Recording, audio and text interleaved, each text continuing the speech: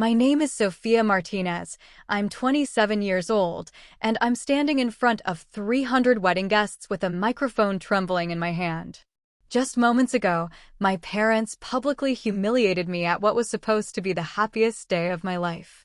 My father, Roberto, had just announced to everyone present that they wouldn't pay a single dollar for this wedding because their daughter had betrayed the family. My mother, Carmen, stood beside him, nodding with that cold expression I'd grown to fear. The entire reception hall fell silent, 300 pairs of eyes staring at me with a mixture of shock, pity, and curiosity.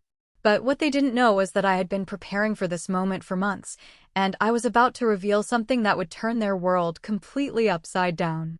Before we dive into this story, I'd love to know where you're watching from. Drop your location in the comments below, and don't forget to hit that like button and subscribe for more incredible true stories. Trust me, you won't want to miss what happens next, because what I revealed at my wedding will shock you just as much as it did those 300 guests. 6 months earlier, my life seemed perfect. I had just gotten engaged to Jake Thompson, a brilliant pediatric surgeon who worked at Dallas Children's Hospital. We'd been together for 3 years, and when he proposed during a weekend getaway to Austin, I thought my fairy tale was finally beginning. Jake was everything I'd ever dreamed of in a partner: kind, intelligent, successful, and most importantly, he loved me unconditionally. Or so I believed at the time. When I called my parents to share the exciting news, their reaction seemed genuinely enthusiastic.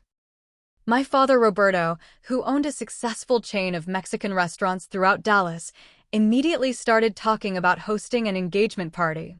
My mother, Carmen, began discussing wedding venues and guest lists with the kind of excitement I'd always imagined she'd have for her eldest daughter's wedding. They insisted on meeting Jake's family right away, claiming they wanted to welcome him properly into our tight-knit Mexican-American community. The first meeting between our families took place at my parents' sprawling house in Highland Park, complete with a catered feast from one of Dad's restaurants. Jake's parents, Dr. Michael Thompson and his wife Maria, were clearly impressed by the warm hospitality and elaborate spread. Everything seemed to be going perfectly until I excused myself to help Mom in the kitchen, leaving the parents to get acquainted. That's when my mother made her first move.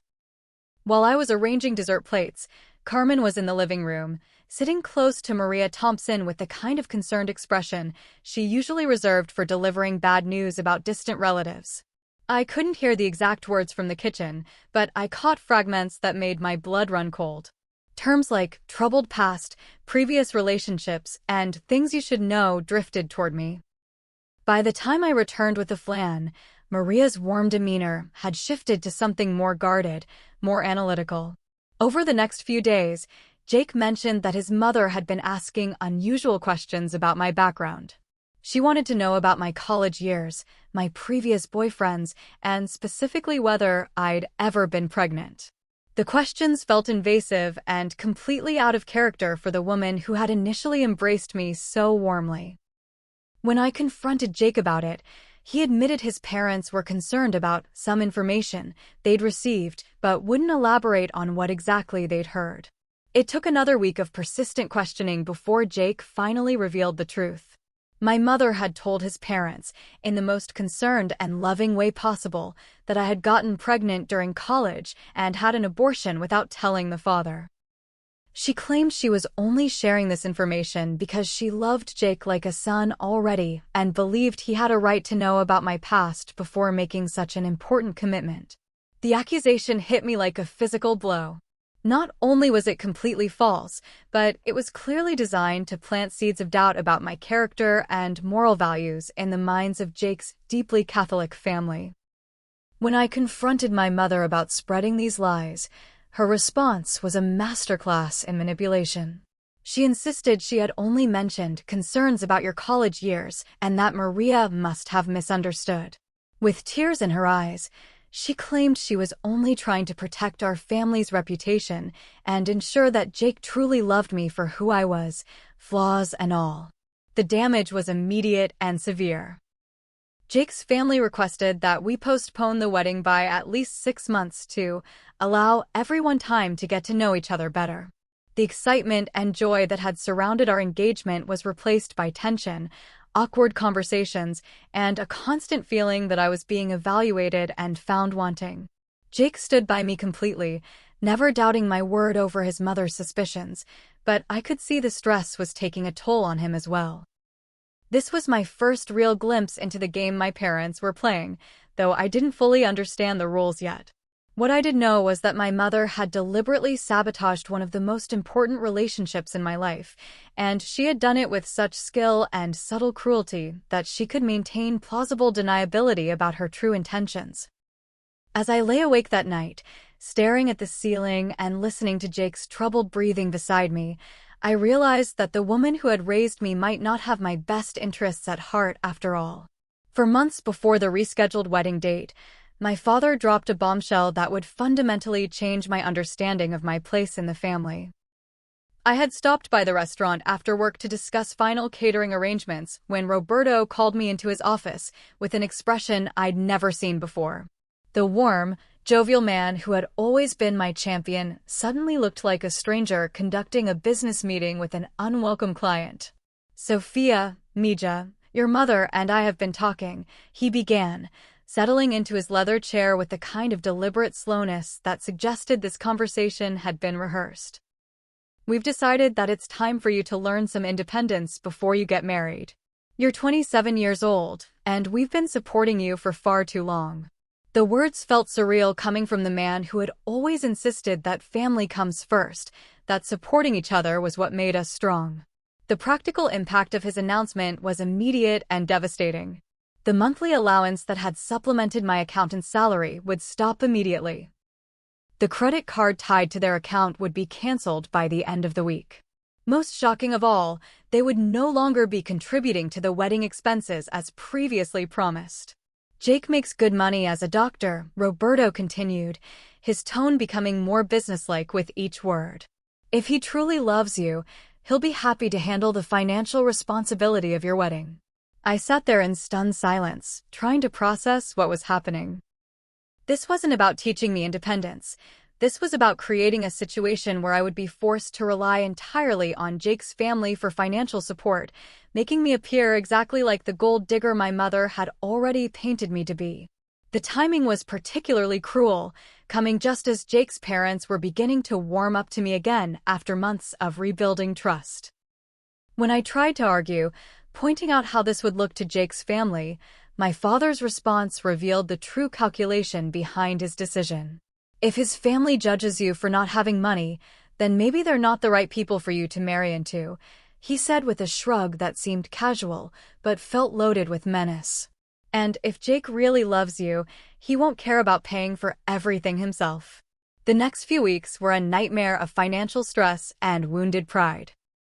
I had to call vendors to cancel or downgrade services, explaining to each one that there had been a change in our family's financial situation.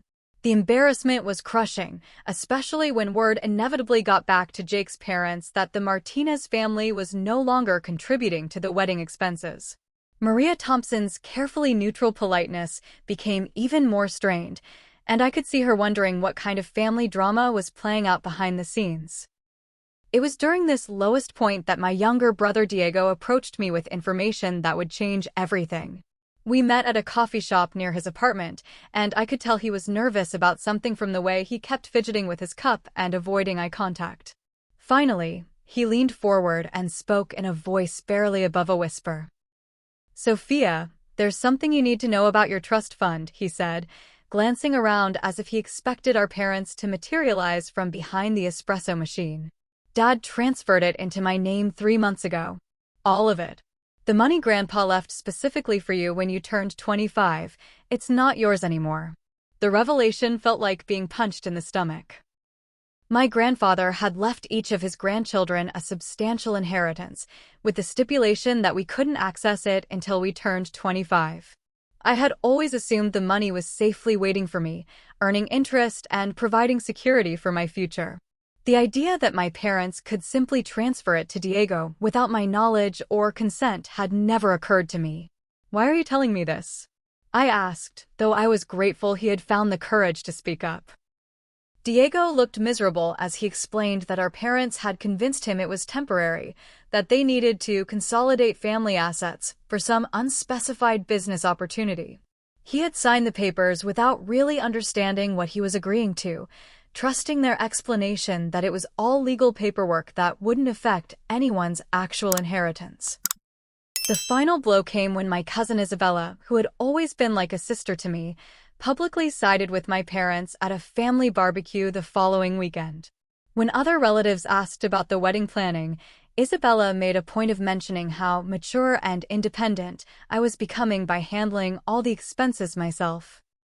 She praised my parents for teaching me such valuable lessons about self-reliance, all while shooting me meaningful looks that made it clear she knew exactly what was really happening. Standing there listening to my own cousin paint my humiliation as some kind of character-building exercise, I realized that this wasn't just about money or wedding expenses. This was about power, control, and systematically isolating me from every support system I had always taken for granted. My parents weren't trying to teach me independence. They were trying to break me down completely, and they were using people I loved and trusted to do it. 3 months before the wedding, my sister Valentina flew in from Los Angeles with what seemed like perfect timing and genuine concern for the family crisis that had been brewing. At 25, she had always been the free spirit of the family, working in entertainment industry marketing and living what appeared to be a glamorous California lifestyle. Her sudden decision to take an extended leave of absence and come home to help with wedding planning felt like a blessing when everything else in my life seemed to be falling apart. Valentina's approach was completely different from the rest of the family. While our parents had become cold and distant, she wrapped me in warmth and understanding. She listened to my frustrations about the financial situation, nodded sympathetically when I described the tension with Jake's family, and offered the kind of emotional support I had been desperately craving. For the first time in months, I felt like someone in my family was truly on my side. "I can't believe Mom and Dad are putting you through this," she said during one of our late-night sister conversations in my apartment. "You deserve so much better, especially right before your wedding. Jake is lucky to have you, and anyone who can't see that doesn't deserve to be part of your life." Her words felt like a healing balm after months of feeling like I was constantly defending my worth to everyone around me. What I didn't know was that Valentina's sudden availability and newfound interest in family harmony had nothing to do with sisterly love. She had been living far beyond her means in Los Angeles, funding a lifestyle of expensive restaurants, designer clothes, and most devastatingly, high-stakes gambling that had spiraled completely out of control. The debts she had accumulated were not just large. They were dangerous, involving the kind of people who didn't accept payment plans or show patience with wealthy daughters who couldn't pay what they owed. Valentina's first move was subtle, but devastatingly effective. She began joining Jake and me for casual dinners and weekend activities, always positioning herself as the supportive sister who was trying to help us through a difficult time.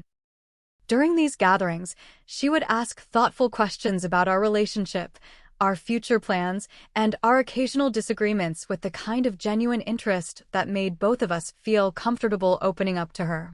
It was during one of these conversations that I made the mistake of sharing some of my deeper concerns about marriage. Like any couple, Jake and I had moments of doubt and anxiety about the big step we were taking.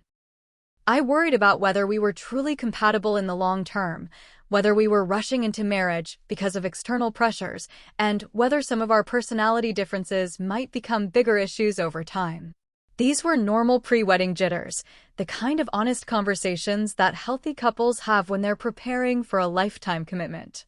Valentina listened with such empathy and understanding that I felt safe sharing thoughts I had barely admitted to myself. She reassured me that these doubts were completely normal, that every bride goes through periods of uncertainty, and that the fact that I was thinking seriously about these issues actually showed how mature and thoughtful I was about marriage. Her support felt so genuine that I found myself sharing even more personal details about my relationship fears and uncertainties. What I didn't realize was that Valentina was recording every word of these conversations on her phone. She had positioned herself as my confidant and emotional support system specifically to gather ammunition that could be used against me at the most damaging possible moment. The sister who seemed to be my only ally in a family that had turned against me was actually the most dangerous enemy of all. The trap was sprung at my bachelorette party, an event that Valentina had insisted on organizing as her gift to me. She had invited all my closest friends, Jake's sister, and several female relatives, creating what should have been a perfect celebration of female friendship and support. The evening started beautifully, with dinner at an upscale restaurant followed by dancing at a trendy club downtown. During the dinner portion of the evening, Valentina stood up to make what I expected to be a heartfelt sister of the bride speech. Instead, she pulled out her phone and announced that she had something really special to share with everyone. "Sophia has been going through such a tough time lately with all the family stress," she began, her voice dripping with fake concern. I thought it might be nice for everyone to hear how honest and thoughtful she's been about this whole wedding process. The audio she played was a carefully edited compilation of my most vulnerable moments, stripped of all context and presented as evidence that I didn't truly love Jake and was only marrying him out of convenience or pressure. My private fears and normal relationship doubts were presented as proof that I was a manipulative person who was deceiving everyone about my true feelings. The silence that followed was deafening, and I watched as the faces of women I considered my closest friends registered shock, disappointment, and in some cases, disgust. The damage was immediate and catastrophic. Jake's sister immediately called him, and within an hour I was facing the most difficult conversation of my relationship. Jake felt betrayed not just by the doubts I had expressed, but by the fact that I had shared these intimate concerns with Valentina instead of discussing them directly with him. The trust that we had built over 3 years was shattered in a single evening, and for the first time since we'd been together, Jake seriously questioned whether we should proceed with the wedding. My brother Diego, who had been my only remaining ally in the family, also turned against me after hearing about the bachelorette party incident. He called me the next morning with disappointment heavy in his voice, saying that he couldn't support someone who would trash-talk her fiancé behind his back to anyone who would listen. The fact that these had been private, vulnerable conversations with someone I trusted as my sister didn't matter. What mattered was how they sounded when taken out of context and presented as evidence of my character. I came closer to losing everything that night than at any other point in the entire ordeal. Jake spent 3 days staying at his parents' house, seriously considering whether he could marry someone who apparently had such significant doubts about their relationship. I spent those same 3 days in my apartment, crying and trying to figure out how my sister had managed to destroy my life so completely while maintaining the facade of loving support. It was only Jake's deep understanding of family dynamics and his own experience with manipulation that ultimately saved our relationship. After talking with his own sister and thinking through the situation rationally, he realized that someone who truly had those kinds of doubts wouldn't be planning such an elaborate wedding or fighting so hard to make the relationship work despite family opposition. The conversation we had when he finally came home was painful but ultimately strengthening, as we both realized that we needed to be more careful about who we trusted with our private thoughts and feelings. But the damage to my relationship with Diego and the broader family network was irreparable, and I finally understood that I was dealing with enemies who would use my own love and trust against me in ways I had never imagined possible. 2 months before the wedding, I made a decision that would change everything. I hired a private investigator. Marcus Chin was a former FBI agent who specialized in financial fraud and family disputes, and his initial assessment of my situation was both validating and terrifying. "What you're describing isn't normal family drama," he told me during our first meeting in his downtown office. "This is a coordinated campaign designed to systematically destroy your credibility and isolate you from support systems. The question is why they're willing to go this far." The answer came faster than either of us expected. Within 2 weeks, Marcus had uncovered financial records that painted a devastating picture of my family's true situation. My father's restaurant empire, which had always seemed so successful and stable, was actually teetering on the edge of bankruptcy. Roberto had made a series of increasingly desperate investments in commercial real estate development projects that had failed spectacularly when the market shifted. The most shocking discovery was that my father had secretly mortgaged not just the restaurants, but also the family home and several other properties to fund these failed ventures. The total debt was approaching $800,000, with creditors beginning to circle and legal action threatened if payments weren't brought current within the next 6 months. Everything I had grown up believing about my family's financial security was an elaborate facade maintained through increasingly complex financial maneuvering. But the real revelation came when Marcus traced the money trail related to Valentina's sudden appearance and extended stay in Dallas. My sister wasn't just living beyond her means in Los Angeles, she was being actively pursued by several different creditors related to gambling debts that totaled over $150,000. The people she owed money to weren't just demanding payment, they were making specific threats about what would happen if she didn't come up with the money quickly. "This explains everything," Marcus said, as he laid out the financial documents across his conference table. "Your inheritance isn't just money they want, it's money they desperately need to survive.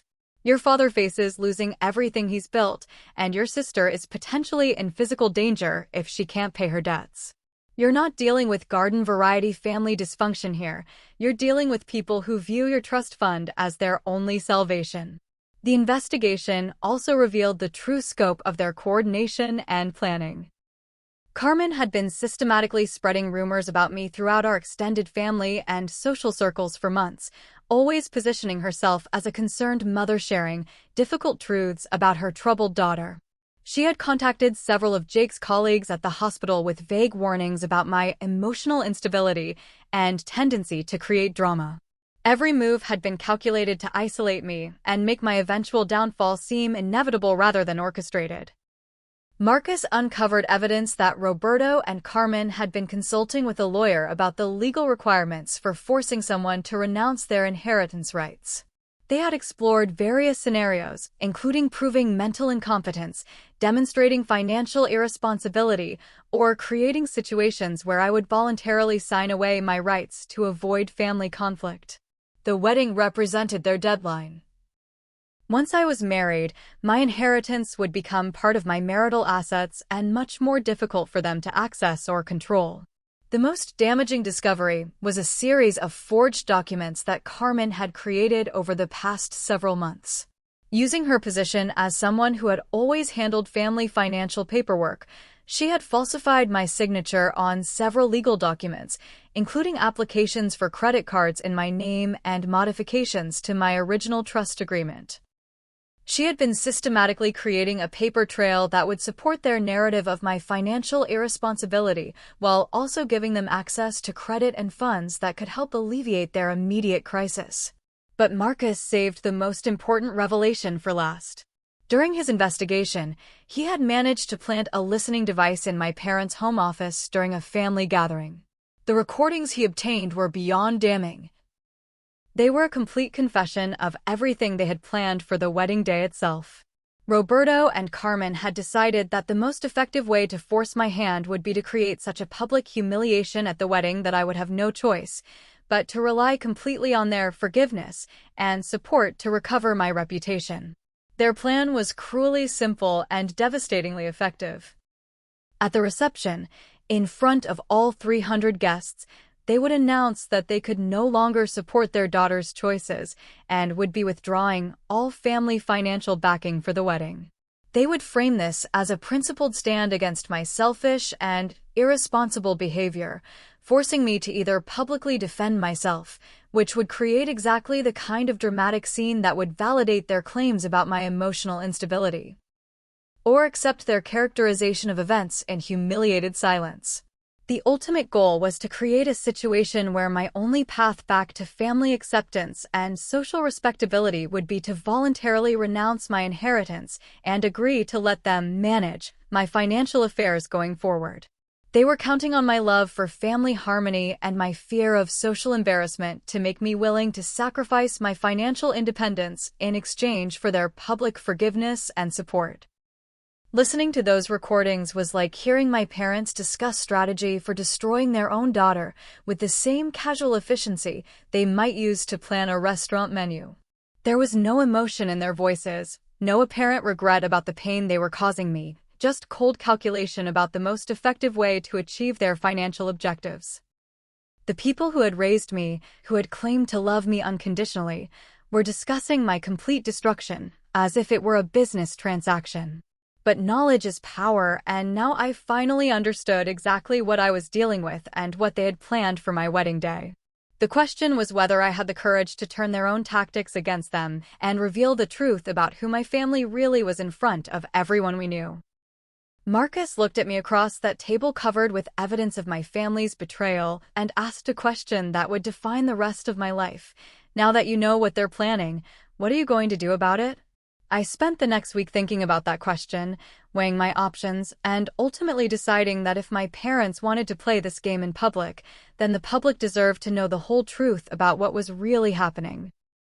6 weeks before the wedding, I made a strategic decision that went against every instinct I had about family loyalty and conflict resolution. Instead of confronting my parents directly with the evidence Marcus had gathered, I decided to play their own game and see how far they were willing to go with their campaign of destruction. But first, I needed to have one final conversation with Valentina to give her a chance to explain herself and potentially change course before I revealed everything I knew. I arranged to meet her for lunch at a neutral location, a busy restaurant where I felt confident our conversation wouldn't be recorded or manipulated. Valentina arrived looking as perfectly put together as always, greeting me with the warm hug and genuine seeming concern that she had perfected over the past few months. For a moment, watching her settle into her chair and ask about my wedding preparations with such sisterly interest, I almost couldn't believe that she was capable of the calculated cruelty I had discovered. "Val, I need to ask you something directly," I began, deciding that honesty might be the best approach. "Are you in some kind of financial trouble? Because if you are, we can figure out a way to help you without all this family drama." I watched her face carefully, looking for any sign that she might be willing to admit the truth and potentially find a different solution to her problems. Her response was a masterclass in deflection and projection that reminded me exactly why she had been so successful at manipulating everyone around her. "Sophia, I'm worried about you," she said, reaching across the table to squeeze my hand with what appeared to be genuine concern. "You're becoming paranoid and suspicious of everyone who loves you. First mom and dad, now me. This kind of thinking isn't healthy, especially right before your wedding." She continued with the kind of concerned sister routine that might have been convincing if I hadn't known the truth. "I know the family stress has been really hard on you, but you're starting to create problems where they don't exist. Maybe you should consider talking to someone professional about these feelings before they damage your relationship with Jake even more than they already have." The gaslighting was so smooth and confident that I found myself momentarily doubting my own perceptions, even with concrete evidence sitting in my apartment. Valentina had perfected the art of making her victims question their own reality, turning every accusation back into evidence of the accuser's mental instability. It was a technique that had clearly worked for her many times before. When I pressed her specifically about the bachelorette party incident, her explanation was equally manipulative. "I shared that recording because I was genuinely worried about you," she insisted. "You were expressing such serious doubts about your marriage, and I thought your friends should know how much you were struggling so they could support you better. I never intended for it to cause problems with Jake. I was trying to help you work through your feelings." The complete lack of genuine remorse or acknowledgement of wrongdoing told me everything I needed to know. Valentina wasn't just someone who had made bad financial decisions and was desperately trying to fix them. She was someone who genuinely believed that other people existed primarily to solve her problems, regardless of the cost to them. She would continue manipulating and destroying relationships as long as it served her purposes, and she would never feel authentic guilt about the pain she caused. That same week, the family's campaign against me reached its peak intensity.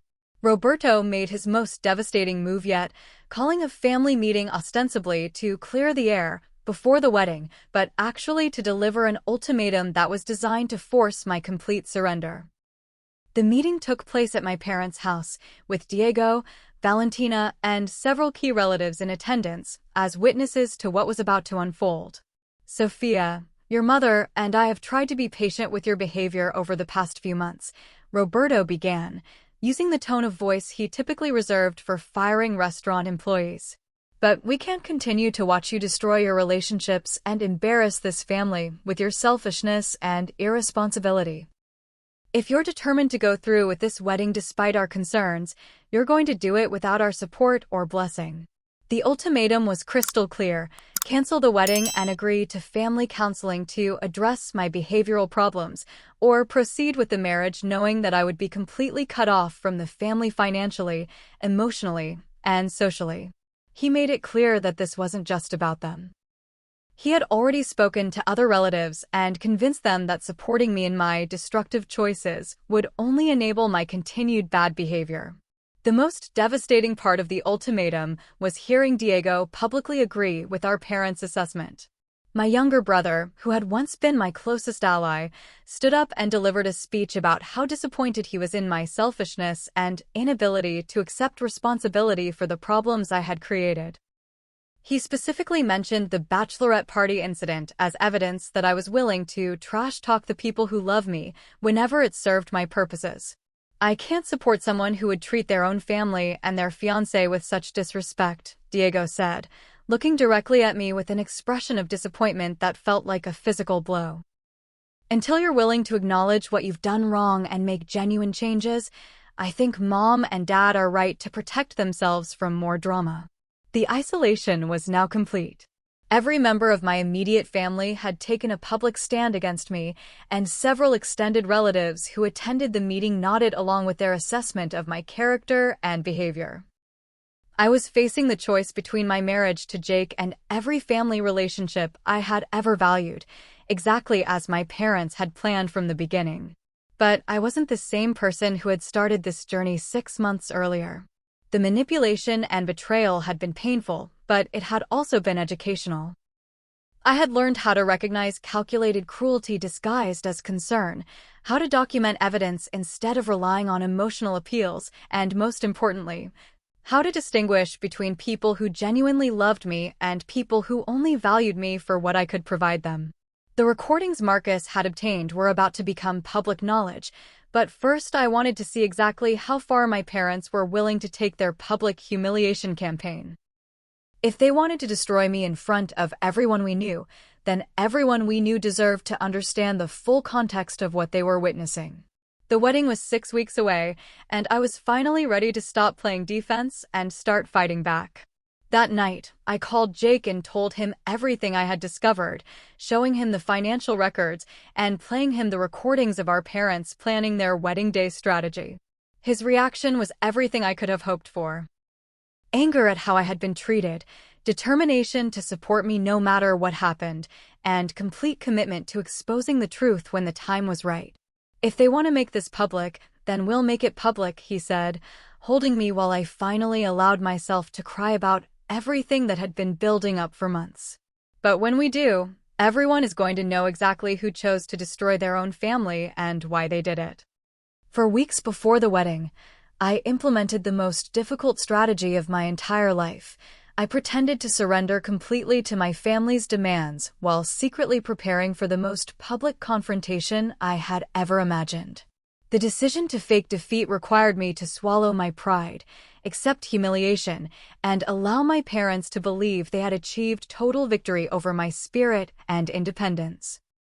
I called Roberto and requested a family meeting where I could apologize for my behavior and ask for forgiveness. The performance I gave that evening was worthy of an Academy Award, complete with tears, self-recrimination, and promises to be a better daughter who respected family wisdom above my own judgment. I admitted that I had been selfish and ungrateful, acknowledged that my parents had only been trying to protect me from making terrible mistakes, and begged for their guidance on how to repair the relationships I had damaged. The relief and satisfaction on their faces was both gratifying and disgusting. Carmen actually cried as she embraced me, telling me how proud she was that I had finally come to my senses and realized that family was more important than any outside relationship.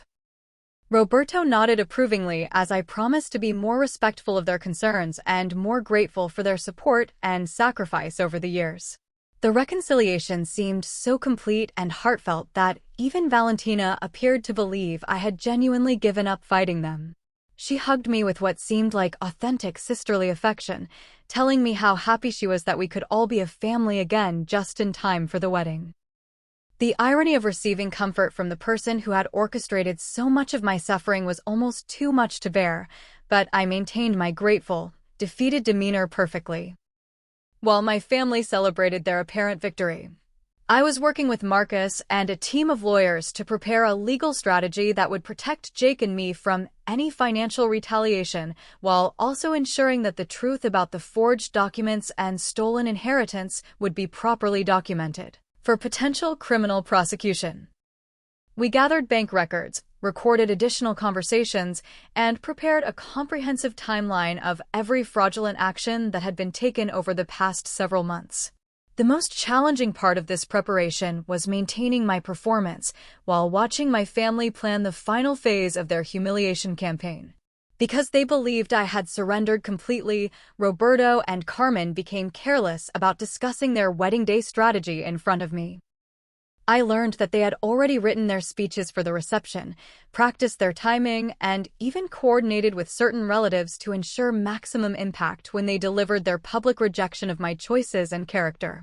Carmen showed me her planned remarks, framing them as tough love that would help me learn important lessons about gratitude and family loyalty. She had crafted her words carefully to sound like a heartbroken mother making a difficult but necessary decision to protect her family from a daughter who had lost her way. The speech was designed to generate sympathy for her while positioning me as an ungrateful child who had forced her parents into taking drastic action. Roberto's approach was more business-oriented but equally devastating. He planned to frame their withdrawal of financial support as a principled stand against behavior that went against family values. His remarks would emphasize their disappointment in my choices, their hope that I would eventually learn from this experience, and their commitment to always loving me despite their inability to support my current path. The coordination was impressive in its thoroughness and chilling in its calculation. They had identified key guests who would be most influential in spreading their version of events throughout our social and professional networks. They had prepared responses to likely questions and objections. They had even discussed the optimal timing to ensure maximum emotional impact while minimizing the chance that I would be able to respond effectively. But what they hadn't prepared for was the possibility that I might have evidence of their true motivations and methods. While they were rehearsing their performances as heartbroken parents, I was working with audio technicians to prepare clear, high-quality recordings of their private conversations about their financial desperation and their plan to force me into renouncing my inheritance. While they were coordinating with relatives to support their narrative, I was gathering documentation of every forged document and fraudulent transaction. The most important preparation was psychological. I had to accept that after this confrontation, there would be no possibility of reconciliation or normal family relationships. I was about to destroy any chance of maintaining the fiction that we were a loving family that had simply experienced some unfortunate misunderstandings. This wasn't about winning an argument or proving a point. This was about completely severing relationships that had defined my entire life up to that moment. Jake and I spent hours discussing the potential consequences and making sure we were both prepared for the aftermath. We talked through scenarios where my parents might try to retaliate legally or financially, where other family members might take sides, and where the social fallout might affect our professional relationships or future family planning. We agreed that we would rather start our marriage with complete honesty about who we were and where we came from than build our life together on a foundation that required ongoing deception or compromise with people who had proven they couldn't be trusted. The final piece of preparation was emotional and spiritual. I had to make peace with the fact that I was about to hurt people who had raised me, regardless of how they had treated me in recent months. I had to accept that some of the relatives and family friends who witnessed this confrontation might never forgive me for exposing such private family dysfunction in such a public way. I had to prepare myself for the possibility that I might be wrong about some details, or that my actions might cause unintended consequences for people I still cared about. But I also had to remember that none of this would have been necessary if my parents had chosen to treat me with basic respect and honesty. They had created this situation through months of calculated deception and manipulation. They had chosen to make their financial desperation my problem without giving me any opportunity to help them find ethical solutions. Most importantly, they had chosen to destroy my reputation and relationships as part of their strategy to force my compliance with their demands. The night before the wedding, I sat alone in my apartment reviewing all the evidence one final time and writing notes for my own remarks. I wanted to be clear, factual, and devastating, but I also wanted to maintain some dignity and avoid the kind of emotional explosion that would validate their claims about my instability. This wasn't about revenge. This was about truth and justice and setting boundaries that should have been set months earlier. When I finally went to sleep, I felt calmer than I had in months. Tomorrow would be either the worst day of my life or the first day of my freedom from a family dynamic that had never been as loving or supportive as I had believed. Either way, it would be honest. The morning of my wedding dawned bright and clear, the kind of perfect Texas autumn day that seemed designed for outdoor celebrations and new beginnings. As I went through the familiar rituals of hairstyling, makeup application, and dress fitting, I felt a strange sense of calm that surprised everyone around me. My bridesmaids commented repeatedly on how relaxed I seemed, especially compared to the stress I had been displaying for months. What they didn't know was that I had spent the previous night finalizing my strategy for the most important confrontation of my life. Jake and I had agreed that he would handle the technical aspects of our plan while I focused on staying calm and maintaining the appearance of a normal wedding day until the crucial moment arrived. He had worked with Marcus to position recording equipment strategically around the reception venue and had briefed his groomsmen on their roles in ensuring that our evidence would be clearly audible to all 300 guests when the time came to reveal the truth. My family arrived at the venue with the kind of barely concealed excitement that suggested they were looking forward to more than just celebrating my marriage. Roberto appeared particularly confident, greeting Jake's family with extra warmth and making pointed comments about how beautiful the venue looked and how expensive everything must have been.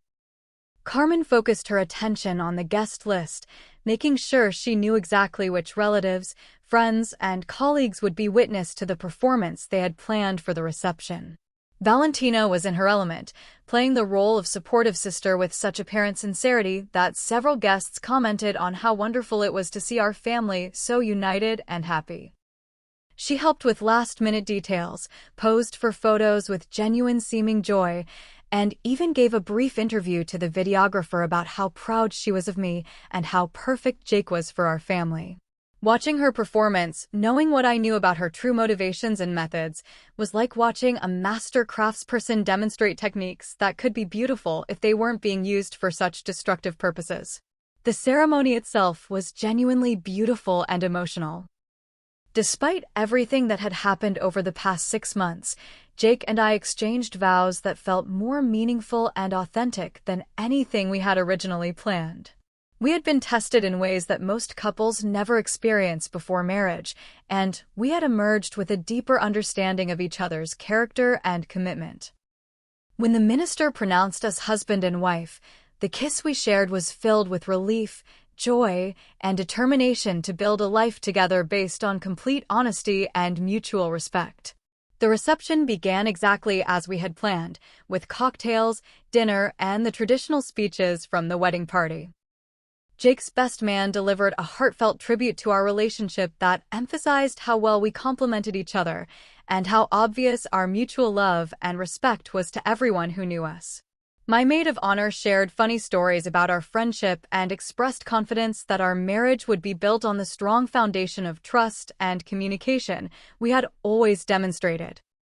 It was during the dessert course that Roberto made his move, standing up with the kind of authoritative presence that immediately commanded attention from all 300 guests.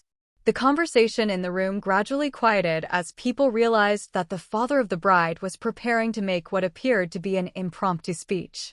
Carmen remained seated but positioned herself where her reactions would be clearly visible to the maximum number of guests.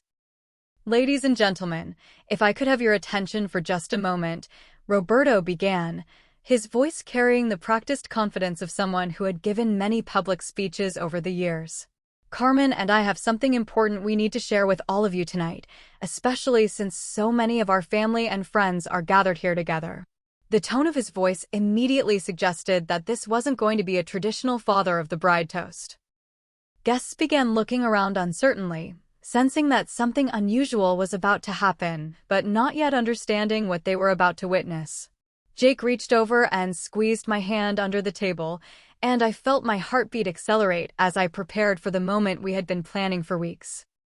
As many of you know, Carmen and I have always tried to raise our children with strong values about family, responsibility, and gratitude, Roberto continued, his expression becoming more serious with each word. "We've always believed that parents have an obligation to guide their children toward making good choices, even when those choices aren't popular or easy." The speech continued with the kind of careful language that had clearly been rehearsed and refined to achieve maximum emotional impact. Roberto spoke about disappointment, about difficult decisions, and about the sometimes painful necessity of allowing children to experience the consequences of their choices. He never explicitly criticized me, but every word was designed to prepare the audience for the devastating conclusion he was building toward. "Unfortunately, sometimes children make choices that go against everything their parents have tried to teach them," he said, his voice beginning to crack with what appeared to be genuine emotion. "Sometimes parents have to make the heartbreaking decision to step back and let their children learn difficult lessons on their own." Carmen stood up at this point, tears beginning to flow down her cheeks as she moved to stand beside her husband. The visual impact was powerful. Two heartbroken parents preparing to make a painful but principled stand about their daughter's behavior. Several guests were already beginning to look uncomfortable, sensing that they were about to witness something very private and difficult. So it is with heavy hearts that Carmen and I must announce that we cannot, in good conscience, continue to financially support this wedding or our daughter's choices, Roberto concluded, his voice now openly emotional. "We love Sophia deeply, but we cannot enable behavior that goes against our family values. We hope that someday she will understand that we made this decision out of love, not anger." The silence that followed was deafening. 300 guests sat frozen in their chairs, trying to process what they had just witnessed. Jake's family looked shocked and confused, clearly unprepared for such a public display of family dysfunction. My extended relatives appeared torn between sympathy for my parents' apparent heartbreak and horror at the public nature of their announcement. Carmen took the opportunity to add her own remarks, speaking through tears about how difficult it had been to watch her eldest daughter lose her way and make choices that caused so much family pain. She spoke about sleepless nights, difficult conversations, and the ultimate decision to practice tough love in hopes that I would eventually return to the family values that had been instilled in me from childhood. Valentina remained seated, but made sure her own tears and apparent distress were visible to nearby guests. She had positioned herself perfectly to appear as the supportive sister who was heartbroken by the family conflict but loyally standing by her parents' difficult decision. Her performance was flawless, conveying just the right mixture of sadness, disappointment, and reluctant acceptance of her parents' wisdom. As the final words of their prepared speeches echoed through the silent reception hall, Roberto and Carmen looked at me expectantly, clearly waiting for me to respond with either grateful acceptance of their criticism or emotional breakdown that would validate their claims about my instability. What they got instead was me standing up calmly, walking to the microphone and looking directly into their eyes as I prepared to deliver my own carefully prepared remarks. "Thank you, Dad," I said, my voice steady and clear despite the adrenaline coursing through my system. "I'm grateful that you've given me this opportunity to address all our friends and family together, because I also have something important to share with everyone here tonight about the Martinez family." The microphone felt steady in my hand as I looked out at 300 faces staring back at me with expressions ranging from shock to curiosity to dawning horror at what they were about to witness. My parents were still standing near their table, Roberto with the satisfied expression of someone who believed he had just delivered a knockout blow, Carmen dabbing at her eyes with a tissue while maintaining her pose as the heartbroken mother. Neither of them seemed to understand that their moment of triumph was about to become their complete destruction. Ladies and gentlemen, I want to thank you all for being here tonight to celebrate what should have been the happiest day of my life, I began, allowing my voice to carry the kind of calm authority that comes from having absolute confidence in the truth of what you're about to say. Unfortunately, as you just witnessed, my parents have chosen to use this occasion to make some very serious accusations about my character and behavior. I think it's only fair that you hear the complete story before you judge who is really telling the truth tonight. I nodded to Jake, who discreetly activated the sound system we had prepared. The first recording that filled the reception hall was crystal clear audio of Roberto and Carmen discussing their financial situation in their home office 3 weeks earlier. Roberto's voice was unmistakable as he described the $800,000 in debt he had accumulated through failed real estate investments, and Carmen's response was equally clear as she discussed how desperate their situation had become. As you can hear, I said as the recording continued to play, my parents aren't refusing to pay for this wedding because of my behavior. They're refusing because they've lost almost everything they own through bad business decisions, and they've been lying to all of us about their financial situation for months. The reaction from the guests was immediate and dramatic. Gasps and murmurs rippled through the crowd as people recognized Roberto's and Carmen's voices, discussing their desperation to access my inheritance before their creditors forced them into bankruptcy. Several relatives looked stunned, clearly hearing for the first time that the successful family business they had always admired was actually on the verge of complete collapse. Roberto tried to interrupt, stepping toward the microphone with his hand raised and his face flushed with anger. Sophia, this is completely inappropriate. These are private family matters that have nothing to do with your wedding guests. But I held up my own hand and continued speaking, my voice remaining calm despite the chaos that was beginning to erupt around us. The second thing you should know, I continued as Jake queued up the next recording, is that my sister Valentina owes over $150,000 to gambling creditors who have been threatening her safety if she doesn't pay immediately. The reason she came home from Los Angeles wasn't to support my wedding, it was because she was running from dangerous people who were demanding money she didn't have. This recording was even more damaging than the first, featuring Valentina's own voice describing the threats she had received and her desperate need for cash to avoid serious physical harm.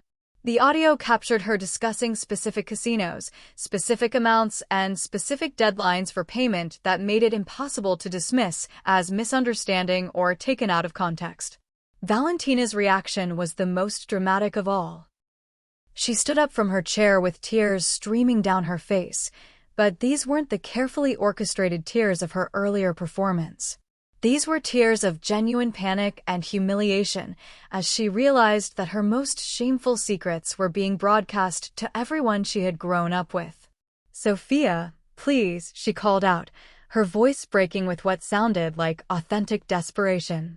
"You don't understand what you're doing."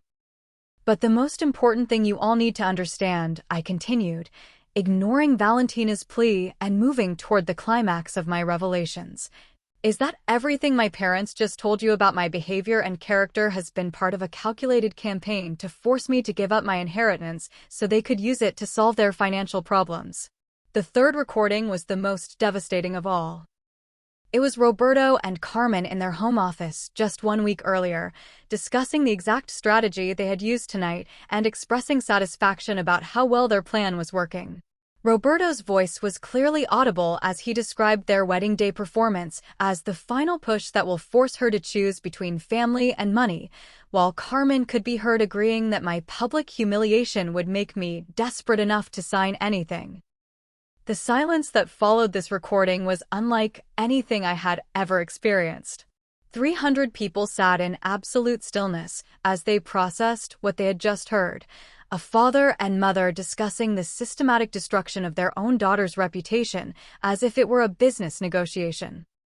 The calculation in their voices, the complete absence of parental love or concern, and the obvious pleasure they took in their successful manipulation was more damning than any accusation I could have made.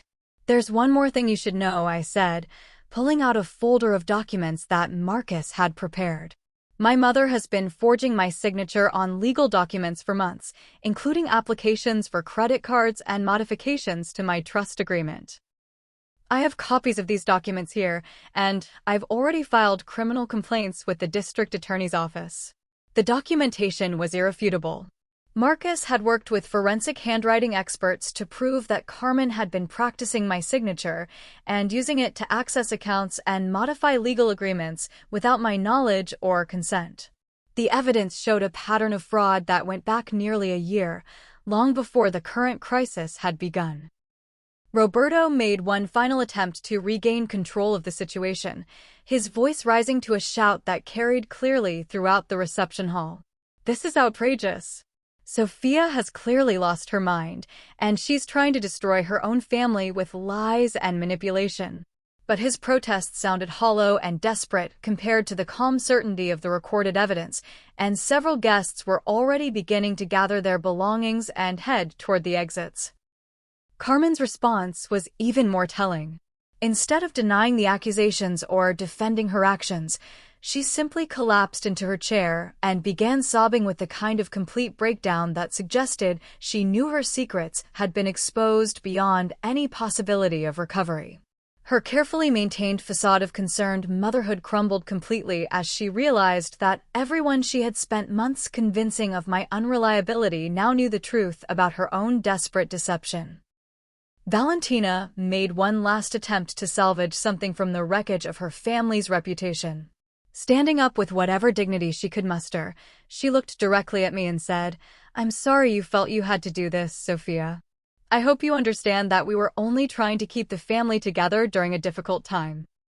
Her words rang hollow in the face of the evidence that had just been presented, and several guests actually laughed bitterly at her attempt to maintain the fiction that their actions had been motivated by family loyalty rather than financial desperation.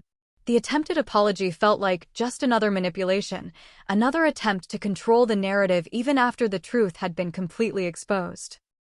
As I looked out at the faces of my wedding guests, I could see a range of reactions that told me everything I needed to know about how this revelation would be received.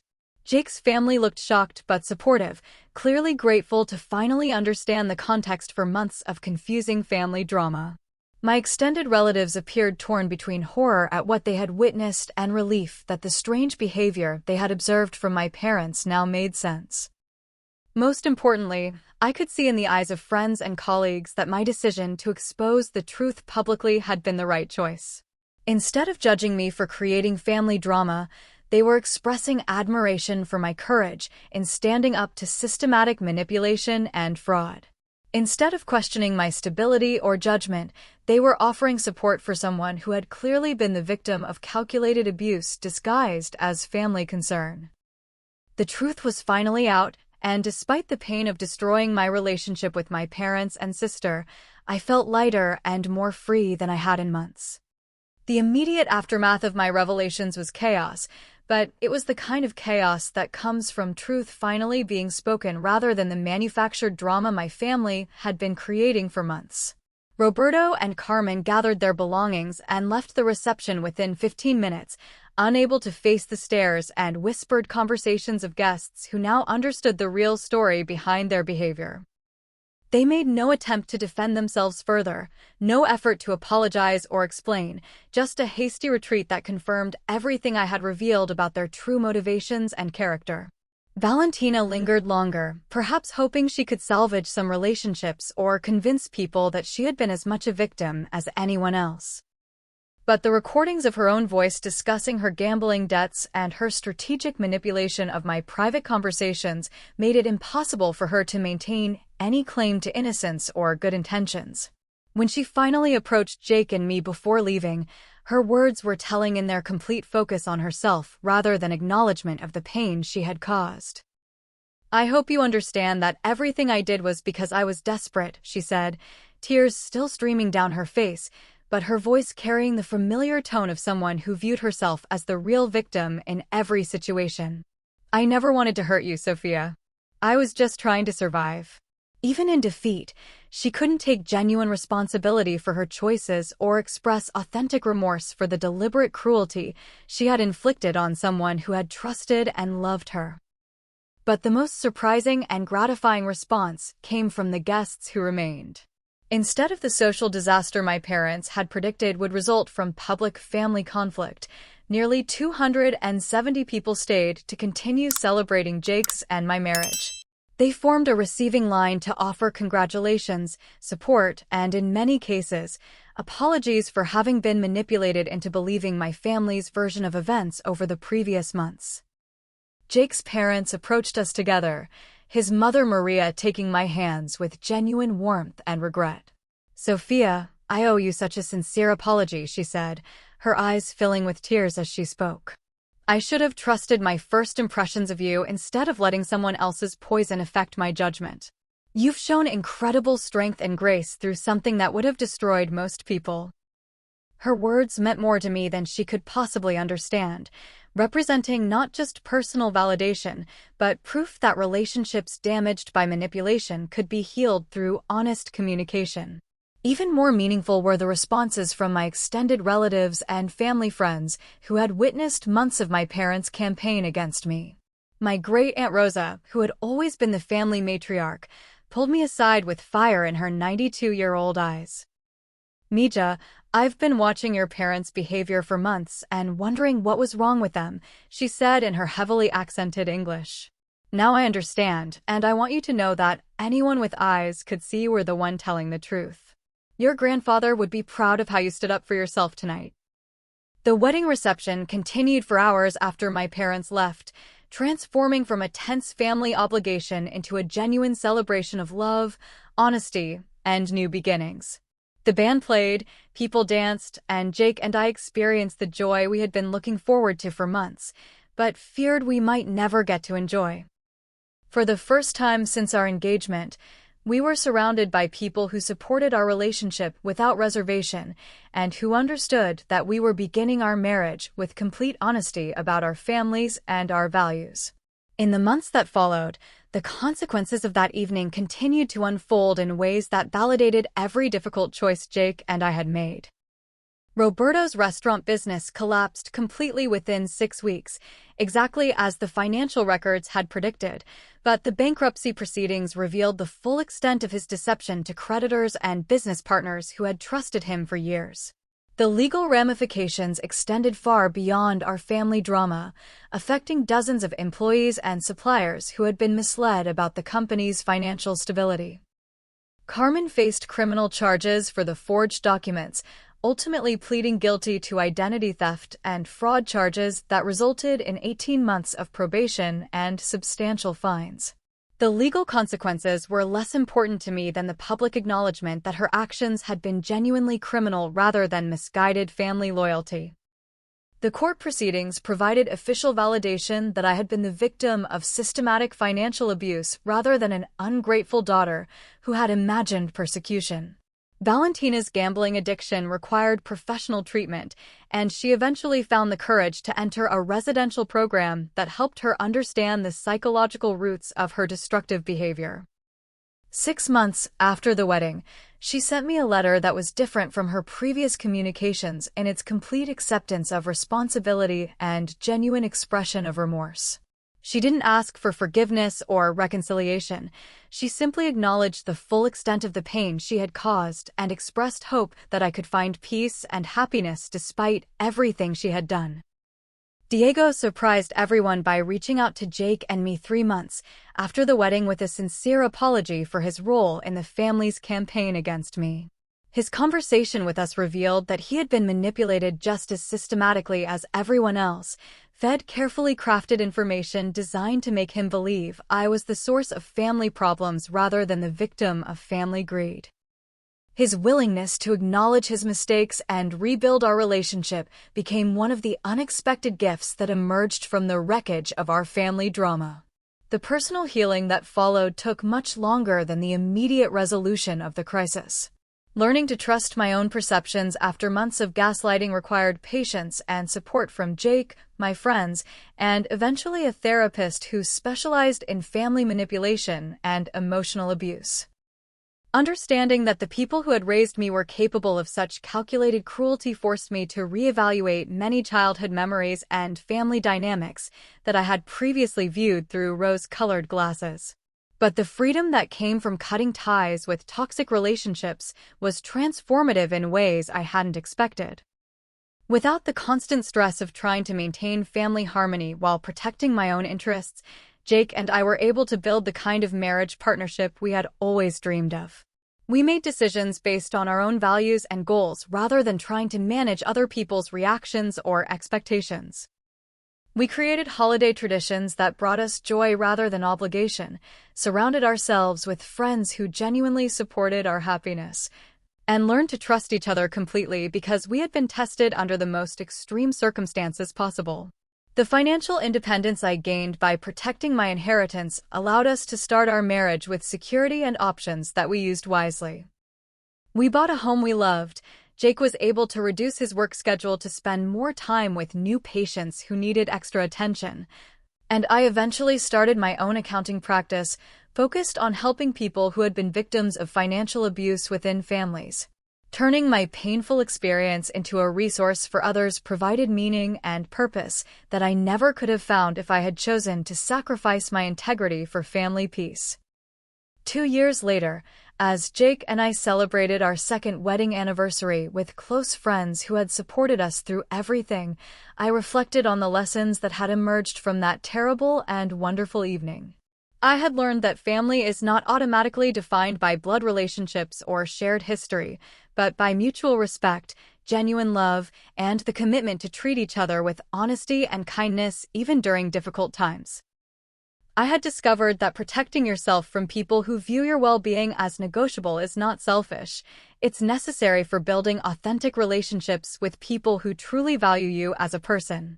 Most importantly, I had learned that sometimes the most loving thing you can do is refuse to enable destructive behavior, even when that refusal causes immediate pain and conflict.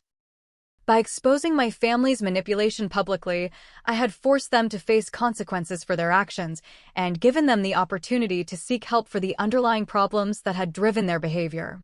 Not all of them took advantage of that opportunity, but the ones who did were able to build healthier lives for themselves and better relationships with the people around them. Standing in my kitchen this morning, making coffee for my husband and preparing for another day of work that feels meaningful and fulfilling, I can honestly say that I have no regrets about the choice I made at my wedding reception. The price of maintaining family relationships built on deception and manipulation would have been far higher than the temporary pain of telling the truth and dealing with the consequences.